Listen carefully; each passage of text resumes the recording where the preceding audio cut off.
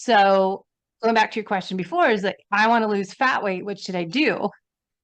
And usually it's figuring out how much time, but a lot of times when I look at their resting metabolism, we want to speed up metabolism and look at that marker and where they're burning, how much fat to carbs are they burning at rest. And then I can identify, all right, you need to do more lifting weights. Your metabolism is slow, so don't do all that cardio.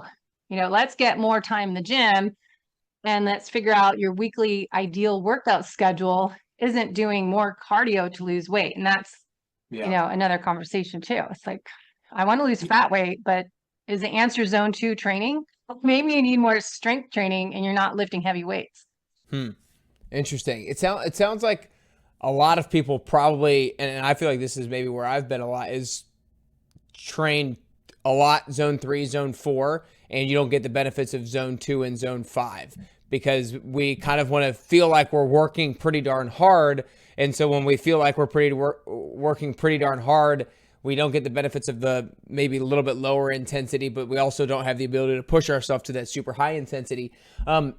For some, obviously getting this type of testing done would be the ideal way and the most precise way to get it done. If somebody is listening to this and maybe they don't go get the testing done, what is maybe the best non-testing way to determine zone 2? Again, I know you're very much like the only really ways to get the testing done and know the respiratory exchange rate, but what's maybe a general way to figure that out?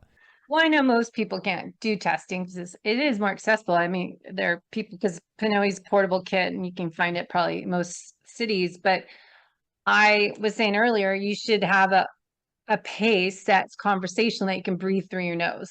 If you can't breathe through your nose anymore, Joe Friel was saying that's when you know you're changing intensity. So you're burning fat when you're breathing through your nose, basically.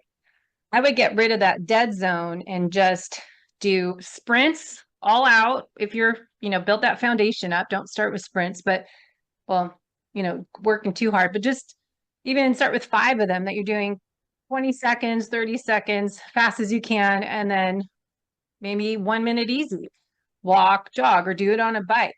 So there's different workouts. It's not just the 4x4 workout everyone talks about, I find on social media and YouTube, but there's 10 by 1 minute intervals. But recover in between. I think people forget that intervals are high and all the way down low. And I see this in master swimming. They tend to do these intervals and leave 5 seconds rest, and then they go for the next send off because it's on a timer. And I'm always arguing that, okay, if you want me to go all out for 100 meters, I need to rest 30 seconds here, not 5 seconds, and go hard again. But that's master swimming, or swimming workouts are set with a time. So it makes no sense if you're really trying to go top end recovery. So If we're trying to do that top end, like that zone 5 type training, and I know this is going to depend on individual by individual basis, but what do you usually feel like is a good work to rest ratio, or is that the best way to think about it? If I'm getting actually in that peak heart rate zone for 20 seconds, do I want to rest for 40 seconds, 1 to 2 work rest ratio? What do you feel like is a great way to think about work to rest ratio with regards to that highest peak heart rate zone? So I'm just pulling up my sheet here. So when you're doing short intervals, zone 5, your RPE 1 is nothing, 10's your max. You're up at a 10. Your recovery is work to rest ratio is 1 to 2. So it's 20 to 60 seconds recovery. So you're doing 10 to 30 second sprint, rest 20 to 60 seconds. If you're doing what's called medium intervals, those are 30 to 90 seconds in duration, maybe your top end of your zone 4. Your recovery is 30 to 90 seconds. So it's a 1-to-1 ratio. And what's called longer intervals are 5 to 10 minutes. And that would be your zone 3, top end, bottom of zone 4. Your recovery is 2.5 to 5 minutes. So it's 2-to-1 ratio. Okay. But what's missing, I'll add in, that recovery is in zone 1 for that 60 seconds, 90 seconds, not get there Mm, and that's at total time. It's get there and time 60 seconds from there. That's what I gotcha. learned from my mentors is it's not 60 seconds, it's how long to get to my zone one. That's when the clock starts.